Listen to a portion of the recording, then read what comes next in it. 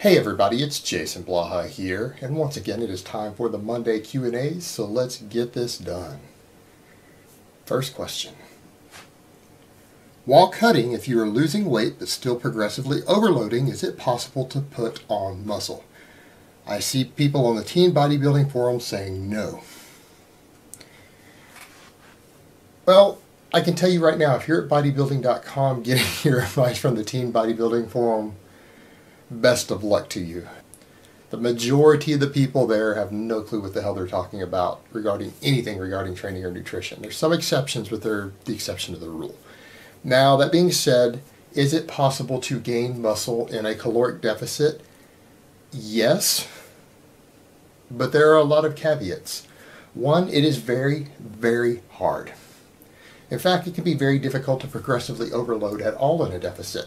It's going to depend on factors like how driven you are, how old you are, how advanced you are in training, how large your caloric deficit is, and how much body fat you have.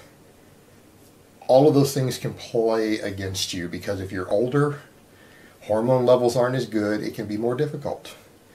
If you have been lifting longer, it is more difficult because it's already difficult to gain muscle. And so therefore gaining muscle without a caloric surplus becomes even more difficult. The bigger your caloric deficit is, the higher the probability you're going in the other direction of losing muscle no matter what you do. So if your diet is so strict that you're at risk of losing muscle, you're certainly not going to gain anything.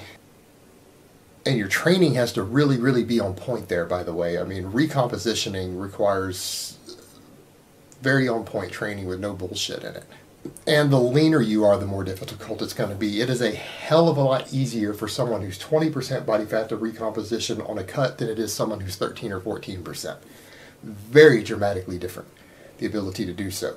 You start getting down anything under about 15% as you're getting leaner, it will become far, far more difficult. And you start getting down to like 10% body fat, forget it. It's not going to happen without a ton of drugs. No way you're doing it. So it really varies. All right, next question. Clean eating versus if it fits your macros.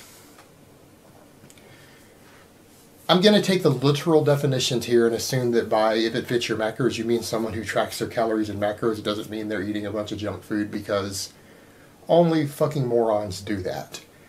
They're the exception to the rule, or not the people who follow flexible dieting at all.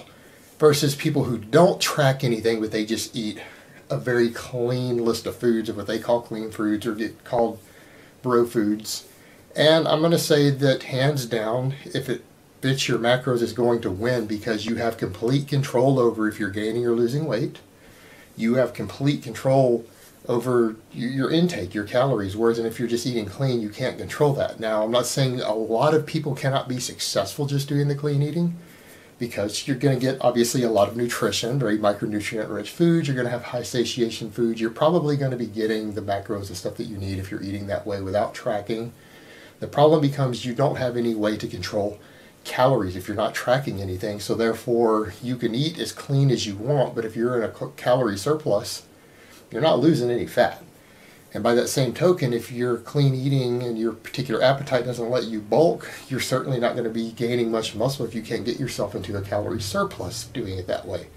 And if you're somebody like me who has an insane appetite and you just do the clean eating method and you eat nothing but a list of clean foods, so they give you a list of 12 or 13 foods you're allowed to eat in unlimited amounts, and get extra veggies in and don't track anything, I will get fat as fuck.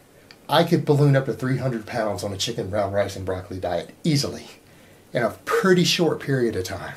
If I were to just eat until I was full 6 times a day and not track anything, I would literally gain 3 or 4 pounds every week for months on end.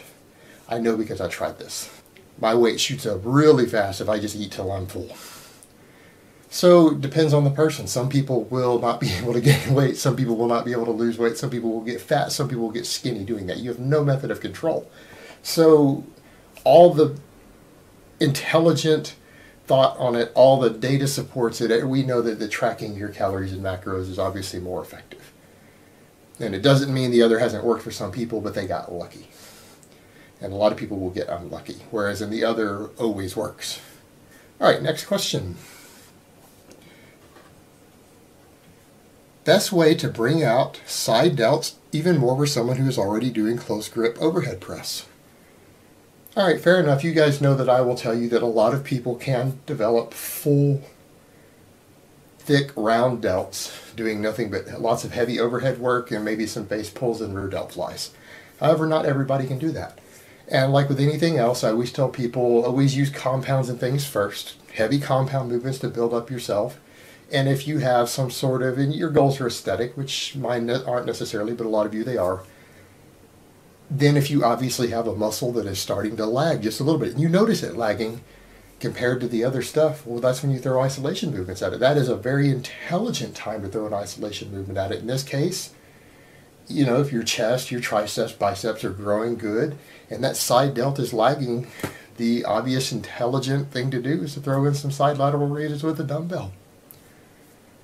That's what I would do in that situation. And again, it goes to show you that I'm not anti-isolation movement. I'm just pro-isolation movement in the right situation. I am against just throwing them in randomly and arbitrarily like people love to do. But a situation like that, you're very clearly, if your side delt is lagging and you're doing the correct compounds and it's still lagging, then by all means throw a quality isolation movement at it. Don't hold back. Alright guys, that's really all I have to say on that today. I hope it has been informative, and I will talk to you guys next time in part 2.